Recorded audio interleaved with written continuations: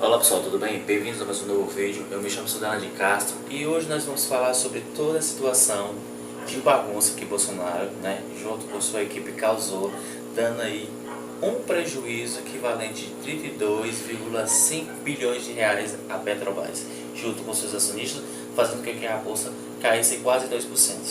Pois bem, sabemos que a política de preços aplicada à Petrobras, ela tem a variação do câmbio do dólar. Então, os produtos que são extraídos no Brasil, ou seja, todo o derivado do petróleo, na qual, desde a sua extração até o processo de refinagem para se tornar combustível, ele é feito a custo de dólar e depois repassado a custo de reais, e isso faz com que o valor seja alto, porque a moeda fica transitando entre 13,70 a 13,80.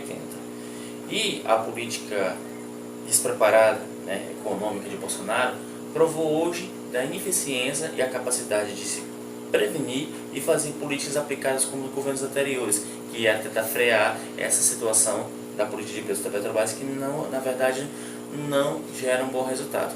Então Bolsonaro fez com que 5,7% de reajuste do diesel não fosse chegado à refinaria para depois ser passado nas bombas. E isso fez com que as ações da bolsa da Petrobras caíssem, para menos de 92 pontos e 500, e fazendo com que a estatal, que ela é de capital privado e misto, tivesse esse prejuízo de quase 33 bilhões de reais.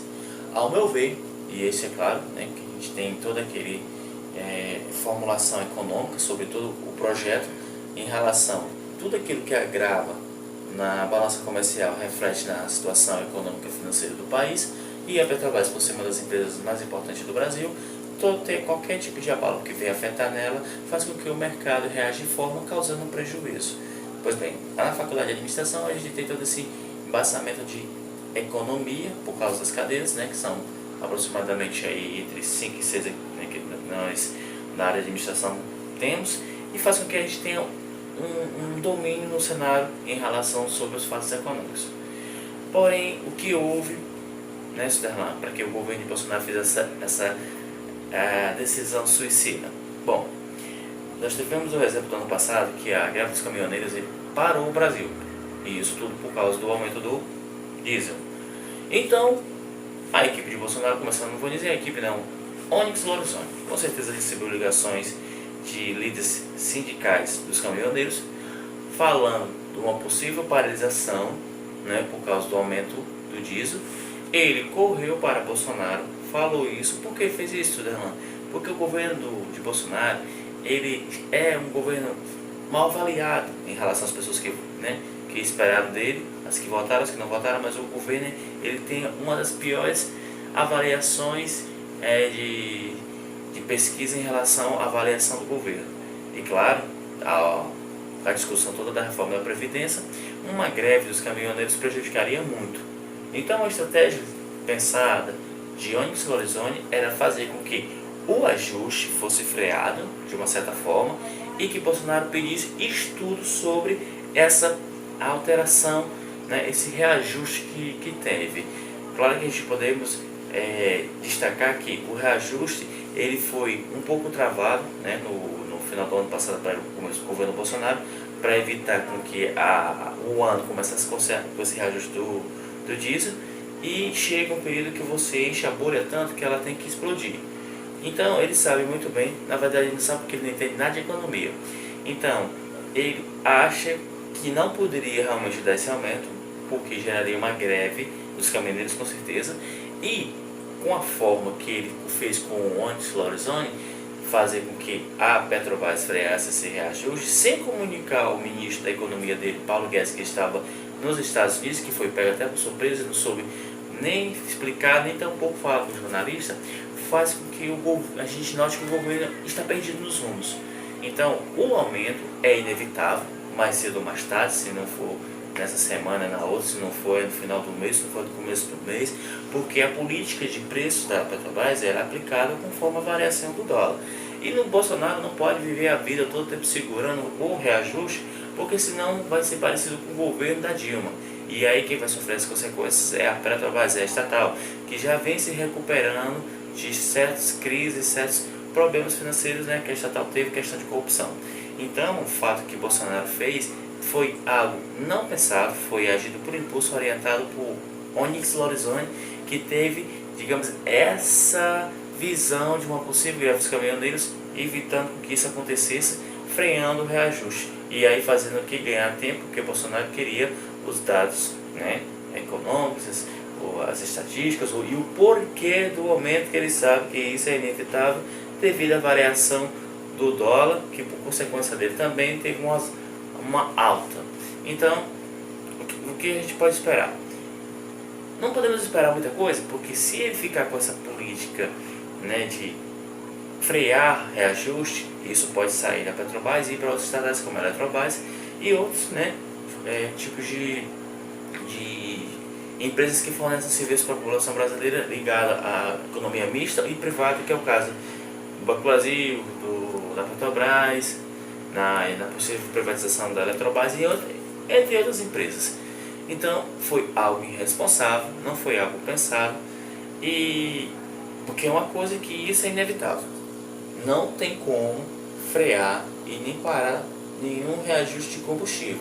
Já teve 6 aumentos no período de março, sendo com 4 elevação de preço e 2 de declínio de preços. E claro que abril não ia ficar diferente, mas essa forma que ele fez prejudicou muito mais ainda a situação da imagem do governo em relação a lidar com crises ou situações econômicas, né? Ou seja, Paulo Guedes foi pego com as calças na mão, sem poder fazer nada porque estava nos Estados Unidos, o povo nem estava sabendo a decisão que Bolsonaro e Onyx Lorenzoni tomaram em relação à medida de reajuste de preço da Petrobras, né? E falando sobre a situação do governo no geral, né? A última fala dele falando que o exército não matou aqueles rapazes, que foi o carro dele fuzilado com 80 tiros. Essa fala aí já me pegou muito mal, porque na verdade houve sim um crime, talvez de forma equívoca, errada, mal instruída, mal preparada, mas houve sim. E isentar a culpa do exército não é assim que funciona. Tem que se buscar e punir as pessoas responsáveis. Mas o presidente falar que não houve morte, não houve homicídio ou assassinato por parte de uma força maior que não é treinada para estar nas ruas e sim para a guerra, como é o exército, Bolsonaro esquece que isso ele fere a questão do cidadão comum, né, que morreu inocentemente, e as pessoas se solidarizaram com isso, e aí ele acaba criando uma cortina de fumaça para proteger o exército, na verdade prejudicando mais a sua imagem perante a sociedade. Também uma outra decisão equívoca: durante 100 dias de governo Bolsonaro, pouco se foi feito, e muitos memes nas redes sociais estão falando governo sem projeto, sem educação, sem saúde, sem noção.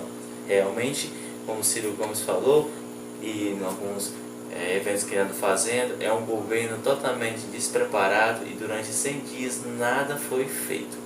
Bom, no mais eu me despeço por aqui, minha avaliação sobre o que aconteceu com a Petrobras.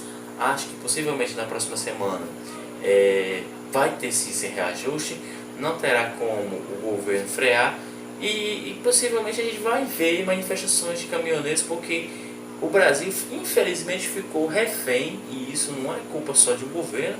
Se começou eu posso botar a culpa lá do governo de Juscelino Kubitschek, teve a preocupação mais de criar Brasília e esquecendo a malha ferroviária no Brasil, deixando tudo com rodovias, caminhões, e fez com que nós, os brasileiros, ficássemos presos ao transporte rodoviário de cargas, né, que é os caminhões. E claro, quando eles param, realmente o Brasil tudo para, porque o Brasil é um dos poucos países que utiliza o caminhão como meio de transporte para seus produtos, e isso a gente precisa mudar. A gente precisa buscar novas fontes de transporte de mercadorias para baratear o custo de logística e não ficar sempre a mercê de uma categoria, quando ela toda vez que se insatisfeita está lá te ameaçando, te chantageando, subordinando você a fazer o que eles querem, senão tudo para. Valeu, galera, um abraço, até mais.